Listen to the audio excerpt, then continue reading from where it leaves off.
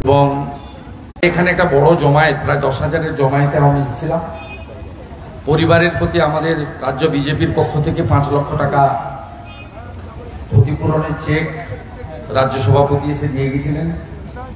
আমি একটি কর্মসংস্থানের জোগাড়ও করে দিয়েছি এবং প্রত্যেকটি শহীদ পরিবার, আত্মবলিদান যারা ময়নায় দিয়েছেন 3টি পরিবার, তাদের সঙ্গে প্রথম দিন থেকেই ভারতীয় জনতা পার্টি আছে। আমাদের সীমাবদ্ধ ক্ষমতা, আমরা রাজ্য সরকারে নেই, তাও আমাদের যেটুকু করণীয় বা যেটা সাধ্যের মধ্যে আছে করি। স্থানীয় প্রধান সম্রাট ভাই 3টি পরিবারের খোঁজখবর রাখা, পঞ্চায়েত থেকে যে সামাজিক সুরক্ষা এবং অন্যান্য কেন্দ্রীয় বা রাজ্য সরকারের যে বিভিন্ন স্কিম, সেই সুযোগ সুবিধা তাদের হাতে পৌঁছে দেওয়া, বা তাদের ছেলেমেয়েরা যাতে পড়াশোনা ঠিকঠাক করছে কিনা, সবচেয়ে বড় কথা কিছু দেওয়ার থেকেও বড় কথা খোঁজখবর রাখা, মনে রাখা।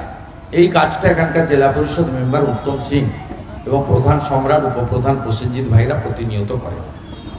আমরা এই বছরের এই একটা দিন কেউ না কেউ আসি, অন্য কাজ না থাকলে। আজকে এসেছি প্রায় 5,000 মানুষ একটা গ্রাম পঞ্চায়েত থেকে এসেছে। সন্ধ্যে 7টা বাজতে যায়, তবুও দেখুন এখনো প্রায় 1000 খানিক মানুষ আমাদের সামনেই দাঁড়িয়ে আছে। আবেগ আছে প্রত্যেকে। ও বিজয়বাবু বলিদান বা আত্মবলিদান দেওয়ার পরে, এখানে এনআইএ হওয়ার পরে শান্তি আছে। এখানে বোমাগুলির শব্দ আর শোনা যায় না। এখানকার মানুষ ফিশারি, এগ্রিকালচার, পানের বরজ, এই জীবিকার উপর দিয়ে তাদের কঠিন সময় চলে। সেই কাজ তারা করতে পারছেন। একজন বর্ষিয়ান তফসিলি সম্প্রদায়ের বুথ সভাপতি নিজের জীবন দিয়ে বাচ্চাতে শান্তি প্রতিষ্ঠা করে দিয়ে গেছেন, এবং সেটা সম্ভব হয়েছে এনআইএ এর মতো নিরপেক্ষ এজেন্সিকে কলকাতা হাইকোর্ট এখানে ডেপুট করেছেন বলে। দাদা, আপনি মুচবাজার থেকে আসার পর মুখ্যমন্ত্রী দিয়েছিল, সেখানে বলেছেন যে তদন্ত কমিটি গঠে। উনি এরকম মিথ্যে কথা অসংখ্য বলেন। 2011 সাল থেকে আজ পর্যন্ত 8টা বড় ফায়ার ইনসিডেন্ট ঘটেছে কলকাতাতে, কয়েকশো মানুষ মারা গেছেন।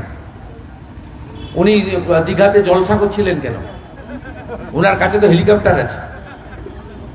উনি শুধু নন, উনি হাইড্রোলিক ল্যাডারগুলোকে দীঘায় নিয়ে এসছেন। উনি কি নিজে উপরে উঠে ওই সাংস্কৃতিক কেন্দ্রে পতাকা লাগাবেন নাকি? উনি হাইড্রোলিক ল্যাডারগুলো দীঘায় নিয়ে এসছেন বলেই তো দম বন্ধ হয়ে 14টা লোক মারা গেল। এই মৃত্যুর জন্য তো উনি দায়ী। উনি 36 ঘন্টা পরে কি করতে গেছেন? খিচমেরি ফটো নাকি?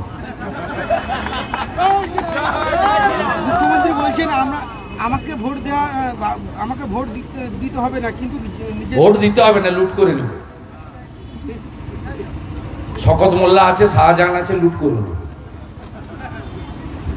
এখানেও আছে শাহজাহান, ব্যাগ গুছান, সময় হয়ে গেছে। দাদা, কলকাতার প্রধান বিচারপতি তিনি সমস্ত জনস্বার্থ মামলা এবং পুলিশের মামলা থেকে সরে দাঁড়ালেন।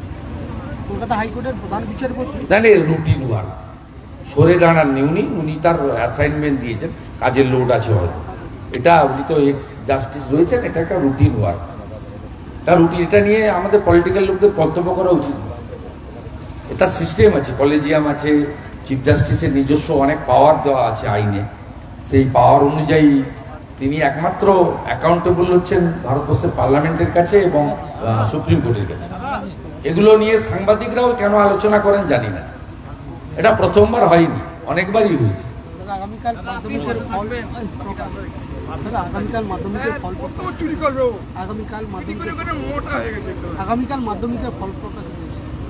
মাধ্যমিক পরীক্ষার রেজাল্ট। মাধ্যমিক পরীক্ষায় সকলের সাফল্য কামনা করব, কিন্তু একটা প্রশ্ন ভুল ছিল, যেটা পর্ষদ স্বীকার করেছিল। সেই প্রশ্নের নাম্বারটা দিয়ে দেওয়ার কথা ছিল সমস্ত পরীক্ষার্থীকে। একটা প্রশ্ন ভুল ছিল, এটা পর্ষদের চেয়ারম্যান স্বীকার করেছিলেন, এবং কালকে রেজাল্ট পাওয়া গেলে ছাত্রছাত্রীরা বুঝতে পারবেন যে তার পরিণতি কি হয়েছে। পশ্চিমবঙ্গতে শিক্ষা ব্যবস্থাটাও কার্যত উঠে গেছে, এবং সবচেয়ে খারাপ জিনিস হচ্ছে মাধ্যমিকে যতজন রেজিস্ট্রেশন করেছে, অ্যাডমিট কার্ড নিয়ে গেছে, তার থেকে কয়েক লক্ষ পরীক্ষা দিতে কম এসেছে।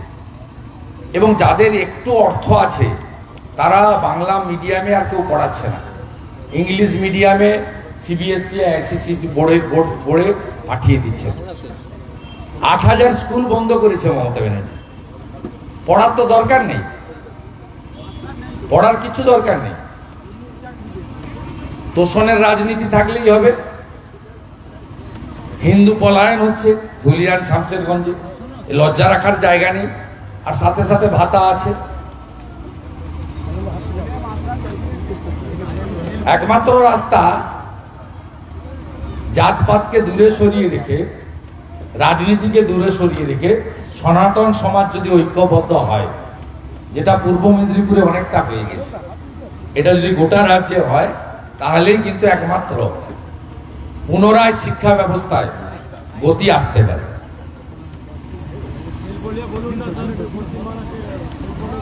ভাই সাংবাদিক প্রশ্ন করছে, তুমি সাংবাদিক হয়ে যাও,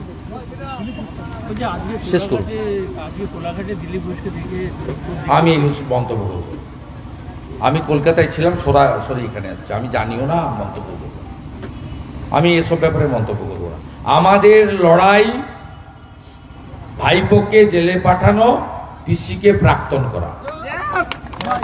আমাদের 250 শহীদ পরিবার আজকে বাচ্চায় বসে আছি বিজয় কুমার আত্মবলিদান দিবসে। আগামীকাল পশ্চিমবাংলায় ভয়ঙ্কর হরিবোল 2রা মে, তার 4র্থ বর্ষপূর্তি। আমাদের ব্যক্তিগত ইচ্ছা, ব্যক্তিগত আনন্দ ফুর্তি আমরা করতে পারি না যতক্ষণ না এই আত্মবলিদান করা পরিবারগুলোকে আমরা তাদের ঋণ পরিশোধ করতে না পারি। বাগচাতে যারা মঞ্চে আছেন, প্রত্যেকটা নেতা জেল খেটেছে। প্রসেনজিৎ জেল খেটেছে, সম্রাট জেল খেটেছে, উত্তম জেল খেটেছে, ধ্রুব জেল খেটেছে, পঞ্চানন বাবু জেল খেটেছে, সুশান্ত জেল খেটেছে। 100 জনের নাম আমি বলে দেবো ভাই, জেল খেটেছে। আর একজন তো মাস্টারমশাই কিনা জেল খাটিয়ে নিয়ে চলে গেল, অলোক বাবু, মাস্টারমশাই অলোক বাবু। লোক ভালো, আমি কোনো ব্যক্তিগত কিছু বলছি না। তাকে ঝাড়গ্রাম বিজেপি অফিসের সেন্টারে ছিল, জেলে নিয়ে গেল। তারপরে পুলিশ, তৃণমূল মানে পুলিশ, ওই জন্য পশ্চিমবঙ্গ পুলিশের নাম হয়েছে মমতা পুলিশ। আজকে অলোক বাবুকে দল বদল করিয়েছে, যদিও আমি জানি দেহ আছে ওদিকে, মন আছে এদিকে। দাদা দাদা মুখ্যমন্ত্রী আজ সকাল